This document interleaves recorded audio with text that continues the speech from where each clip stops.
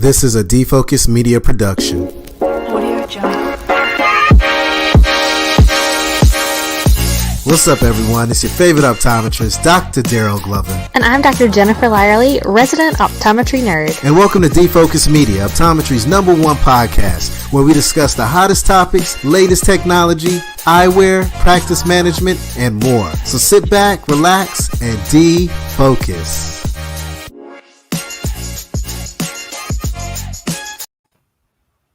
What's up, everyone? It's your favorite optometrist, Dr. Darryl Glover. Today, I'm super excited because I get to hang out with my brother up in Canada, Canada's #1 optometrist, Dr. Harbir, Sian. Dr. Sian, how you doing today, man? I'm doing great, man. Always doing great. Anytime I get to spend time with you, bro. Oh, man, right back at you, man. We got a little bit of a romance going on here today. We do. We'll save that for later. We need to get on with business here, I think. I know, man. We got some exciting guests today. I mean, I'm super excited to hang out with Nathan Troxel and Dean Brow. We're going to talk about some exciting things today. You know, we love to partner with the Vision Council, and they have an amazing event coming up in Chicago. It's the Regional Connection Series, and I'm super excited to learn more about it. How about you, Dr. Sian? I'm excited, man. I'm going to be attending, so I'm super pumped for this whole thing. But I want to get a little bit of a sneak peek preview here before I get out there. Absolutely. Dean, Nathan, if you don't mind introducing yourselves, maybe tell us a little bit about your background, where you're from, what you do. Let's get into it. Let the world know who we have on this amazing show this evening. Thanks, you bet. Darryl. Yeah, definitely. So I'm Dean Brow. I'm the Chief Behavioral Officer at Feedback. We've worked with the Vision Council for over a decade now, and I'm one of the guest speakers that'll be there in Chicago. And we do a bit of social listening and applying ethnography online, and we'll talk a little bit more about that in a moment. And I'm Nathan Troxel. I'm the Vision Council's Director of Business Development and Special Projects. Special projects just means all the other stuff that nobody else really wants to take responsibility for. That somehow ends up on my plate. No, I'm kidding. But I've been with the Vision Council for coming up on two and a half years almost in a couple different roles. I was brought in and quickly shifted into a role looking at our market research and did a major project to sort of reimagine and re-envision that program. And you'll hear more about that here today and then coming up in Chicago. Previous to that, I was in the industry with PPG, selling lens materials and coatings. So I spent about 15 years in that space, got to know a lot of folks across the industry and was integrated into the Vision Council through committees and through some other volunteer opportunities. And then I got the lucky chance to actually join the organization as an employee. So it's been a good run for the last 2 years, even though COVID has thrown a couple curveballs, but it's been a good time. I'm based in Pittsburgh, so I don't live in the home office of Alexandria and outside of DC, but we get together as a group as frequently as we can, and it's been a great ride here for the last 2 years or so. Hey, Nathan, one thing I can co-sign with you is the special projects. I handle the special projeces at my eye doctor, so I know exactly what you're talking about. You know what that means. Other duties as assigned. Yeah. You love it when they say, hey, we're really excited about this opportunity for you. You know, you're going to be, we're going to move you into a role. We didn't have, the Vision Council needed a business development role, so I was excited for it. And then they're like, oh, by the way, special projects too. So.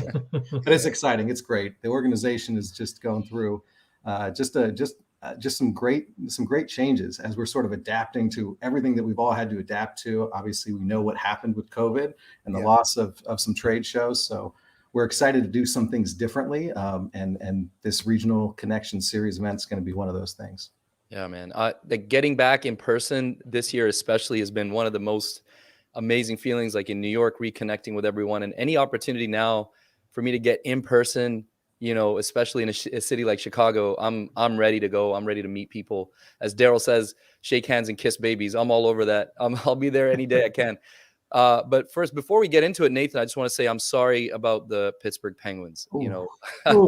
I actually kind of like the Penguins. It's unfortunate to see Sydney out that early in the playoffs, but Hey, you can't win Stanley Cups every year, right? But at least you can be in the hunt, I guess. I don't know. Yeah. That's a whole other podcast. Look, I'm not even going to try to pretend, man. The Canucks didn't make the playoffs. They haven't for a while, so I'm not even going to try to act like I know what you're talking about.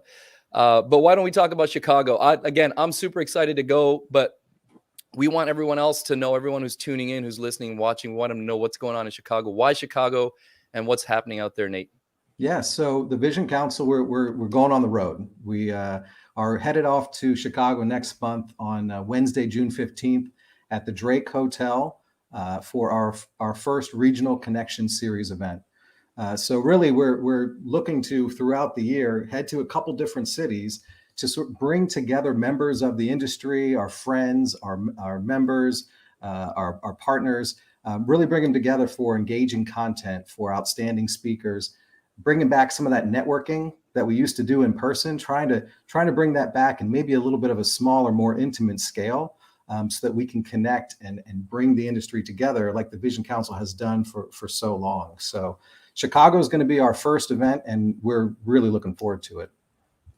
Hey, Harbir, I don't know about you, man, but this sounds like stuff that rock stars do, man. Now we have eye care rock stars in the building with us. Can I get your autographs, gentlemen? I Okay. try to live a life like you, go city to city, tour, and hang out with the best, the experts in the eye care industry. It doesn't get any better than that. And as Harbir mentioned earlier, Chicago as the first stop, man, I don't know who came up with that, but they're a genius.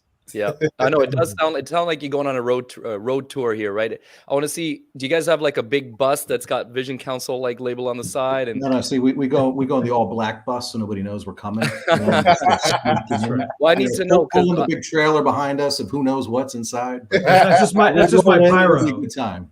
Yeah, just the pyro for my speech is in the trailer in the back. Yeah.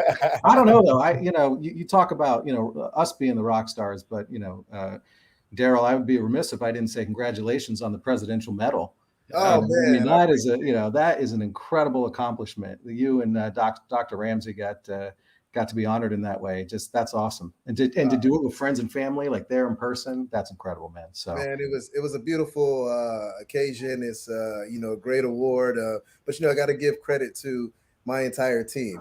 Dr. Essence Johnson, Dr. Jacoby Cleaver, all the students and the pre-optometry students, and all the industry partners. Everyone has come together to make this happen. And without the industry, we would have not made this happen. So I want to thank everyone, because that award wasn't just for us. That was for the entire industry. We're going to move this industry forward. And the only way we can do it is together. So again, thank you so much, Nathan. I'm super excited about that award, but there's still a lot of work to do. But, we got some work to do this evening. Dean, you got to tell us a little bit more about what you're going to be presenting. And what the attendees can take away from this amazing event in Chicago, man. We got to do a little digging. So let's jump into it, baby. You bet. So this is actually going to be a really fascinating talk, because it's a combination of two different research projects that we did. One's quantitative, some work by Morning Consult, and then one is a qualitative study, which my firm Feedback did, which is around social listening, but it's specifically around different healthcare behaviors, decision-making, vision industry. And it's what we're really looking to explore is all those behavioral indicators before someone makes that decision. And so, as opposed to like looking at sales data, which is, that's great, but it's a lagging indicator, right? So what we want to look is what is all that behavior and the decision making ahead of time. And we did a really fascinating study. This is around December and January. So we've got some cool data. This would be the first time it's been presented in public. And the big themes in it are things like around trust and choice. And we'll also even look at some like services too, to even compare to other industries. But I think it's going to be really, really cool. So tell us a little bit about what is exactly social listening. I know we were talking a little bit off air. Definitely my interest has been piqued, but if we could introduce the audience to exactly what is social listening and what does it mean for the rest of us, to have this kind of data? Yeah, absolutely. So the way we approach it is we use folks with anthropological backgrounds like behavioral science and apply it to how people talk online. What I mean by that is think like Jane Goodall and the gorillas, but like we don't touch the monkeys, right? The idea is we just want to observe how do people talk. So for example, if there's a young mom in a mom's group talking about getting glasses for their kid for the very first time, that we can look at the hundreds, if not thousands and tens of thousands of posts around parents choosing frames or even, their comfort level with taking their kids to the eye doctor for the first time, and be able to glean all of that and analyze it up into some real core insights. So it's, the stuff that's online every day, but it's not just the surface channels. So it's not just stuff on Facebook and Instagram. We want to get that too, but it's even things like on condition specific message boards, where people, whether condition specific or demographic specific. So we're going really deep, and that's the key of having that behavioral science area on it. But it's taking seriously all this activity, because it could tell us a lot about how people are making their decisions. Even things like, private versus retail, and just that all of those opinions and how things have changed with COVID. I think it's real important to get to that now, right? And kind of reset our behavioral levels. Yeah, I love this, man. And when I hear this, I think it's you're judging the mood. I mean, when I was reading online, you can look at the mood, get the pulse of what people are thinking. Absolutely. And you're not just monitoring and collecting data, but you're taking that data, that information, and that's helping you to guide your business or your organization in the right direction. We were having a conversation prior. We were saying, like, a lot of people aren't aware of this type of research or marketing or planning or whatever you want to call it. And I'm sitting here thinking, like, if you don't know about social listening, your business may be going under every single day. You don't realize it. You may think you're great. You're number one in your area. In reality, you may not be hot stuff. So this is a real conversation, a real issue, a real topic that all my eye care professionals, all my healthcare professionals really need to pay attention to. We are in a new world, a new era. Yeah. We have to understand how our consumers think, how our patients think, and social listening can really help elevate and take it to the next level for your practice. But Darryl, you said something important there. You talked about healthcare. Yeah. Right. We sometimes get so focused, right? So much we get the blinders on. We could use myopia. Let's use all the little terms we can. But ultimately, it's a healthcare situation, right? It's a healthcare related environment that these patients and consumers are finding themselves in. Yes, vision care is one of those things. But what does it mean when we think about their primary care physician? What do we think about in terms of their dental habits, even their mental health, and some of those other key healthcare providers that are supporting them? And it's a conversation that we sometimes we sort of make our own little sandbox and play in the vision care space, but we have to remember that the consumer doesn't think that way. They're thinking about a holistic experience. And the more that we can consider that and learn from how other practitioners, other physicians, other areas, other providers are helping and supporting those consumers and patients, then it makes us just that much stronger. There's that consolidation of care is happening across the industry. Players are starting to do more than just one thing. It's not just a one-trick pony, come to us for your vision care needs. It's now come to us for all of your healthcare needs. And I think we have to be thinking about it. Even an eye care provider, eye care professional who's focused on their practice needs to be thinking as broadly as they always do about the total health of that patient. But this is an even more important time to do it and to listen and to pay attention about how patients and consumers are looking at all of these healthcare dynamics. And Nathan, something that really blows my mind is that, we don't have to do this by ourselves. A lot of people think they have to go out and do this by themselves. They can actually partner with the Vision Council. You guys have all the data. You do the research. You're here for eye care professionals to elevate their practice and make it easier so that they can stay ahead of the curve and be the leaders in healthcare as well. So we have to take full advantage of that partnership that we can that we have in our back pocket to be able to elevate healthcare. Well, and that's exactly what we wanted to do when we reached out to Dean last year and said, hey, we need to listen, we need to engage, we need to think broadly, right? We need to go beyond our sort of four walls of optical and vision care. And the study that we did in December and January was really fascinating. We were excited to present it at our executive summit. And unfortunately, COVID had some things to say about that. So we decided that let's go ahead and do a Chicago event. Let's bring Dean out because the content is really fascinating. It's really great stuff. And we're hoping to continue to dig into this type of content so that we can support not just our members, but really our industry partners as best we can. Yeah, I was going to say, it's one thing to say that information is out there, but it's really it's overwhelming for the average person to say, well, I know it's out there, but how do I access it? How do I understand it? How do I distill it, analyze it? Right. And Dean, that's exactly what you've done. And you do it at Feedback is what Nathan said earlier. You take mountains and turn them into molehills, right? It's easier for us to understand.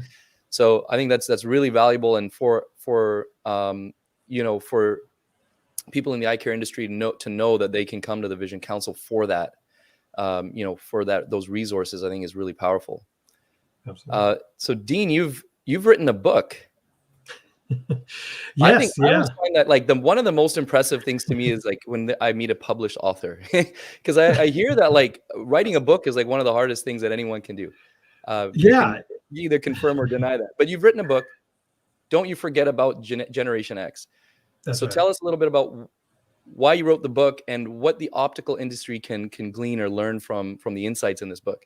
Yeah. So here's the thing. I mean, I'm Gen X, so I'm living proof of Gen X's trials and tribulations. But look, there's lots of books written about millennials. There's lots of books written about boomers.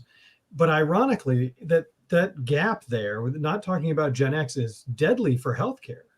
I mean, think about what Gen X represents right now and where we are in our lives. We're taking care of kids. We've got aging parents, and our bodies are falling apart. So, we're the hat trick in healthcare right now. And that's exactly why I wrote the book. Of my co-authors in Providence Healthcare up in the Northwest. And, the vision industry, exactly to Nathan's point earlier. I mean, if something has changed in behavior in terms of people's comfort or trust or expectation, like the vision industry needs to know about that, right? If it's changed in all of healthcare. And that's similar, I think, in terms of generations. There's stuff we can glean from these incredibly important folks right now that are, millennials will be there soon. Their body's going to start falling apart any minute now. They just turned 40 in the last year or two. Hey, Dean, yeah, I turned 40 this October coming up. There you go. So I am living proof of what you're talking about. That's right. Get ready, because buckle up. But that's just it though too. I think that's the vision industry has a lot that we like to segment by generations, but it really is about life stage. And so I think like right now, that's why it's super important to kind of laser focus. That's why we wrote that book. Yeah. You know what? I did a talk recently where I was breaking down the generations in kind of in terms of talking about sales. And I was like, why we always talk about millennials and we talk about boomers, just like you said. And I forgot, this is such a massive chunk of the population. Yeah. And like, usually we're talking people who are in their highest income earning years and, Right. all these other things, right? Why are we not talking more about them? I think that's so powerful. So, I mean, are there a few like quick insights that you'd want to share from that with us here? Yeah, sure. I mean, the number one thing, actually, you already hinted at a bit there, is the fact that Generation X are also some of the biggest spenders right now. Now, ironically, we're also in the most debt. But we're willing to spend. We're big consumers in that. And similarly, we're also in a lot of decision-making situations in terms of being managers and whatnot. And so I think that understanding Gen X will help you understand your employees better.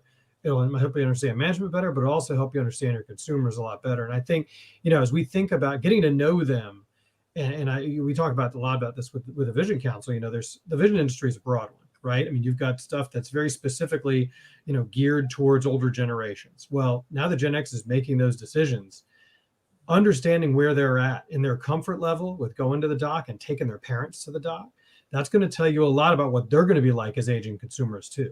And it's just a real important time to be able to get to know the vision industry in a much more intimate way that's going to serve them better as they age too. But I think that knowing what they're like as caregivers, I think this is an interesting time right now to figure that out. I want to expand on that a little bit more. I never even thought about that. Harbir, I'm pretty sure you have patients that come in, they bring their parents, but I never thought maybe I should start, understanding more of how they're asking these questions and what questions they're asking, so I can prepare my practice for the future, so that I'm not lost in the sauce or behind. I know what to look for when the future comes, because we do always spend a lot of time thinking about millennials, but this is, a group of individuals that we have to help and assess. And if we can get ahead of the curve by making our practice accommodate their needs and wants, then we're going to win, right? But most importantly, the patient is going to win. So we really need to start analyzing these conversations in our exam rooms. What are they asking? How are they moving through the exam room? What are they doing about insurance? How do they consume their information? How do they want to communicate whenever they leave the office, before they get to the office? Because that's going to be things that's going to make that patient experience next level, and also just help to grow the practice completely as well. Well, and Gen X is tough to trust. Like you know, they like transparency. They want you to shoot straight with them. They want proof, right? They're like, I know your website's going to say nice things about you. I want to know what other people say about you. But they are intensely loyal once you've impressed them. And here's the thing: they're bringing their parents in now. You impress them now, you'll have them for life. You'll have them for their kids. You'll have them for them. I mean, it's a, you know, they're and the millennials learned from the Gen Xers. You know, they learned it from watching you, just like the old commercial. Yeah. But, you know, so I think the good news is what you learn now is going to help you even with the generations downstream too. Awesome. I'm going to have to pick that book up, man. Where can I get that book at?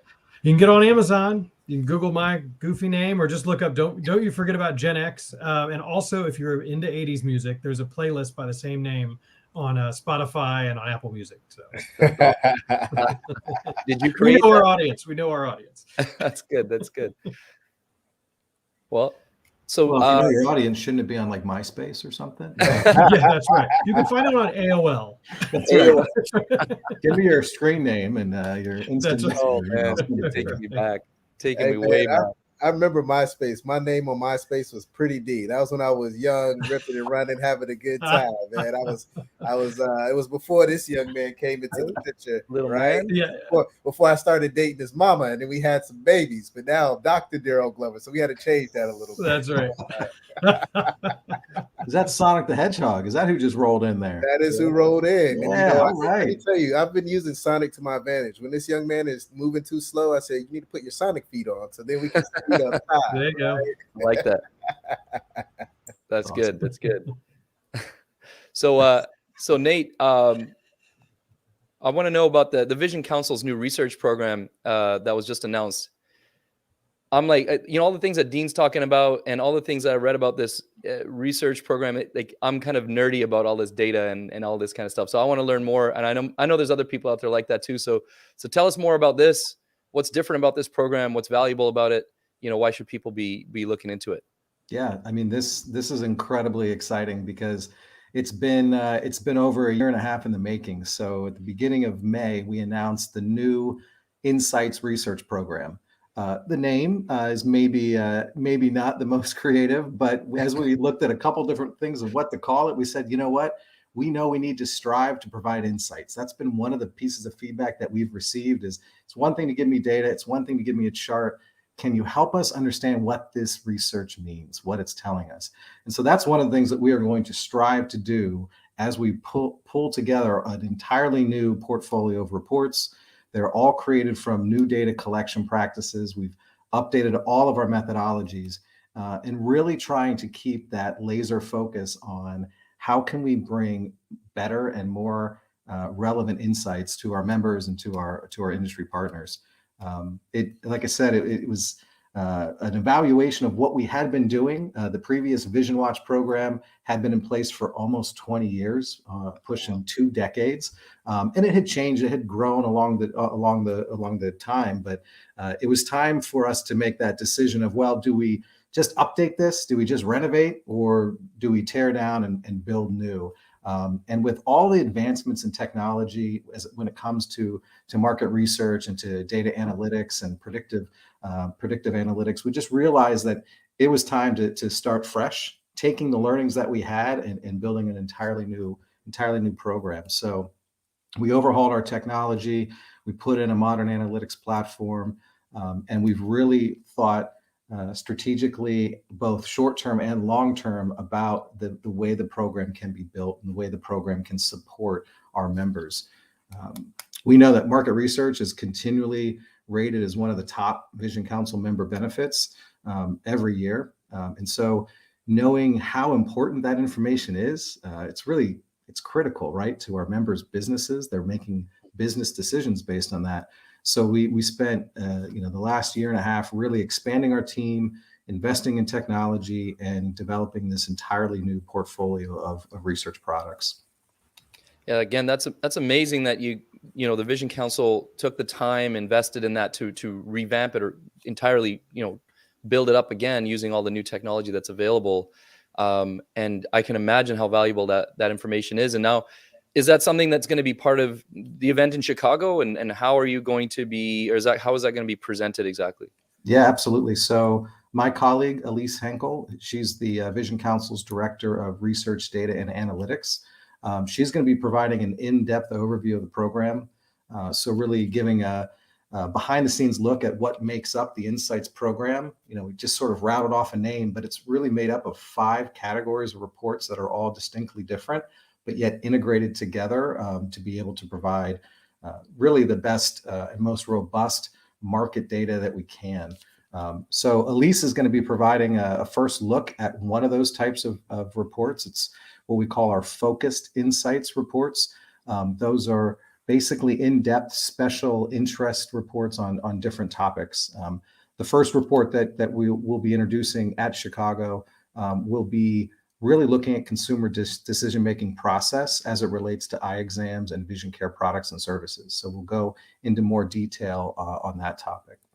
So if you're looking for more information on the Insights program, that topic in general, both what Elise is going to be presenting in terms of our very focused consumer decision-making process as it relates to vision care, and Dean will be presenting his consumer potential of pipeline of potential presentation there, where we're really digging into that research that was done in January. It's going to be a great event for anybody who wants to nerd out a little bit on research as it relates to the vision care industry.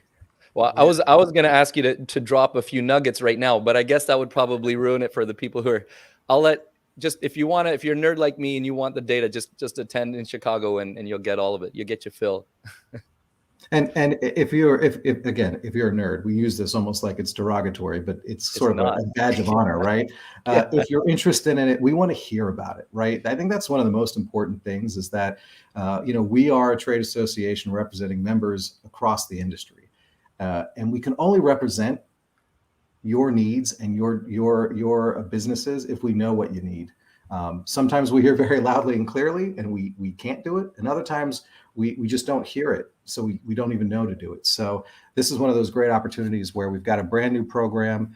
It's got a lot of moving parts and pieces, but the more feedback we get, the more input that we get from our members, the better it will be as we try to tweak and continue to refine that program and make it even better. Hey, Nathan, quick question for you, man. I know when it comes to eye care, we're the gold standard, right, here in North America. This information is data. Is it based here in the States, Canada, or is it global data? Where are you tracking this information from? So our focus right now is on the U.S. market. We previously had a Canadian report that we're going to be probably bringing back probably in 2023, if not a little sooner. I was up in Nova Scotia last weekend for the Opticians Association of Canada meeting up there, and got a little pressure. Some folks saying, "Hey, we would like some of that research too." Yeah. So I think we're going to try to do what we can to get some of that Canadian program going this year. But we know it's important. These are two markets that are they're similar and they're related in many ways, but yet they are distinct in other ways. So we want to be able to serve the Canadian members as best we can. So look for that toward the end of this year, if not early next year. I appreciate that. I will be watching for that for sure. Hey, we'll be asking you questions too to make sure we do it right. I'm in. Count me in, man. Somebody says, "Hey, what are you doing?" We're going to say, "Go talk to Harbir," right? Whatever you need, man. I'm there. I want to make sure that our profession and our industry grows, and these insights are going to be huge for that, right? We don't want to get left behind, like Darryl said. Yeah.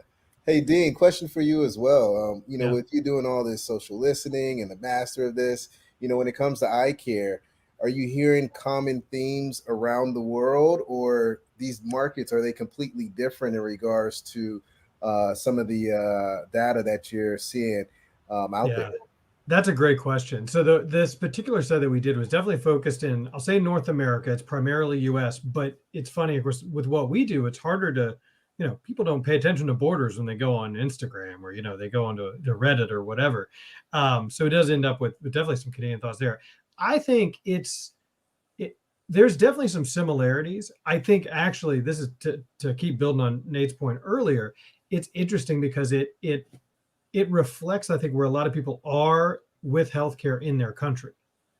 So I think that even though, the vision industry being so separate, how that might play out in the UK, versus how it might play out in America very much has to do with, for example, are they Are they interested in and or exposed to things like everything from telehealth to, to how they make purchases, how different it is there. And it absolutely can change. Sometimes it's surprising when it doesn't. And the other element, I would just say, from a healthcare perspective, it's always interesting because some things are okayed in one country before they're okayed here, like different kinds of surgery. And so you might get, we've seen stuff in healthcare where folks in the Midwest are talking to people in England about what a procedure is like because it was approved there before it was approved in America. So more people have gone through it there. So it's, people don't pay attention to those boundaries, right? I mean, they're just looking for people that are in the same position, the same situation. They're looking for that advice. But people do tend to group by regions, naturally from the start. It's just when they get into some of those really hard to answer questions that they'll start painting outside the lines. Yeah, and it's interesting that you said that, and when you think about it, it makes sense. I mean, online has no borders. You're right. I mean, it's one of those things where, regardless of where you're at, you have a cell phone, a computer, you have access to the world, so you can really listen and see what's going on. And when I think about eye care and eyewear in particular, we in the States, we always tend to be last when it comes to fashionable eyewear. We tend to see it, in Europe first, places like that. Right. But just thinking about, what should I bring into my practice? Maybe do a little social listening and see what's going on that side of the world. And that might get you ahead of the game. And when you think about inventory, you may not waste money on eyewear because you already know what's really selling and what's going and what's hot and what's truly a trend versus what's really going to move units in your practice as well. So this is some deep stuff, man. It gets real deep. And I know it's information that can really help to elevate your practice day in and day out. I'm loving this conversation here. I don't know about you, my friend. You know it, man. I told you. And like you said, I'm not using that word nerd as a derogatory term. I'm self-proclaimed and I'm proud of it. I love this stuff.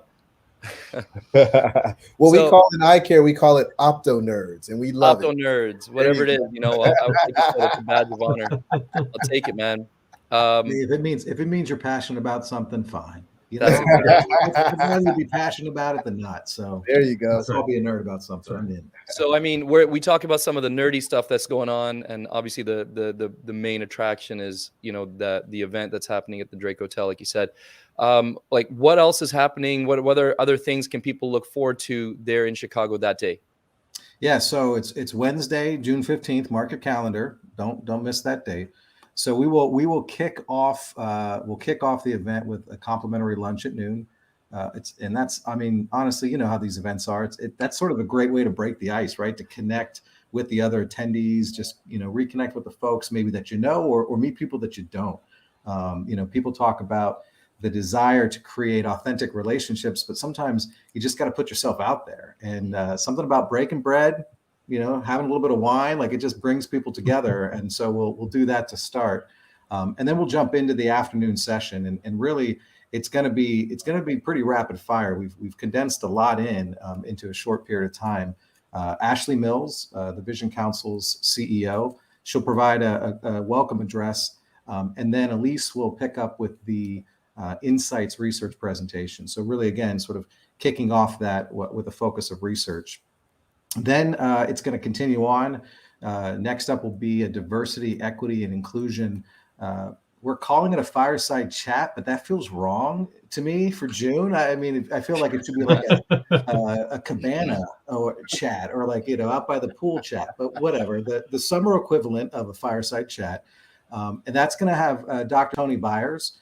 He is from Cornell University. He's their diversity and inclusion professional programs director and senior extension faculty. So I had to read that because there's no way I would have got that right. Yeah. So Tony Byers is gonna have a discussion with Howard Purcell. We all know Howard, right? So president and CEO of New England College of Optometry.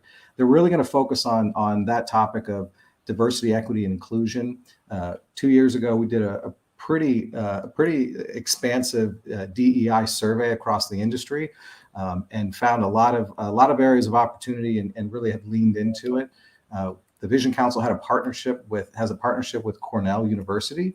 And so this is another opportunity where we can pull Dr. Byers in here to give us a little bit of that with Howard's unique perspective as well. And then following that Cabana chat, we'll have Dean's presentation focused on the consumer pipeline of potential. And then we'll sort of close the content session with an update from the Vision Council's government and regulatory affairs team. So, the event's not done until you have your networking reception, right? So there'll be cocktails, there'll be an opportunity to sort of to reconnect with those folks that maybe you saw earlier in the day, but discuss some of the things that were presented, and maybe ask those questions of the presenters, engage with the speakers in a way that's a little bit more intimate than might happen in some of the larger settings. So we're really excited about it. The Drake Hotel is a great property. It's a fun spot, and we're excited to bring all this great content. And the $1 million question is, how do you sign up? How do you register? Where do folks go to be able to join this amazing event? Well, if you're reading the bottom of the screen, you'll know. You can register at thevisioncouncil.org. There's a link right there on the homepage that says the Chicago Regional Connection Series. You can register there. The exciting news is this is 100% free for members. So if you're a member of the Vision Council, there is no cost. You just have to get there, right? So planes, trains, automobiles, whatever your form of transportation is, get to Chicago, and the event's free. Again, a great opportunity to connect with other members. We do have pricing for non-members. So if you're not a Vision Council member, it is $299. So a good reason to become a member of the Vision Council is to get access to this kind of discounted pricing. So registration closes this Friday, May 27th. So it's coming up here pretty soon. So head on over to thevisioncouncil.org, get that trigger finger ready and register for that event. Put your Sonic shoes on. Exactly. There you go. Well, hey, fellas, this has been an exciting show. A lot of great content. I mean, the main thing for everyone out there listening, you have to realize that you have to understand the power of social listening. It can really elevate and take your practice to the next level. When you understand and collect data and know what your patients and your consumers are thinking, it's going to help to drive content for your practice, but also drive your practice in the right direction in regards to what your patients need. So listen to the data, look at the data, listen to what they're saying, understand the mood of your patients, and elevate that patient care, please, because eye care, in my personal opinion, is the best profession in healthcare. It's the best profession in the world. And the only way we can continue doing this is if we actually are listening to what our patients are saying. So make sure you show up. It's going to be in Chicago, and we got some rock stars on here going on tour. And the first stop is in Chicago. So we look forward to seeing you there. Until next time, stay healthy, positive, and blessed. And we'll see you in Chicago. Have a great one. Peace. Thank you, gentlemen. See you in Chicago, guys. Thank you. All right. See you there. All right, colleagues, and it's a wrap. Thank you dearly for hanging out with the D-Focus Media team. We hope truly something resonated with you. And if it did, be sure to give us 5 stars. And make sure you follow us on all social media platforms. Facebook, Instagram, Twitter, LinkedIn, you named it. And our handle is at D-Focus Media on all platforms. And until next time, be sure to keep it 2020. And we look forward to seeing you on the next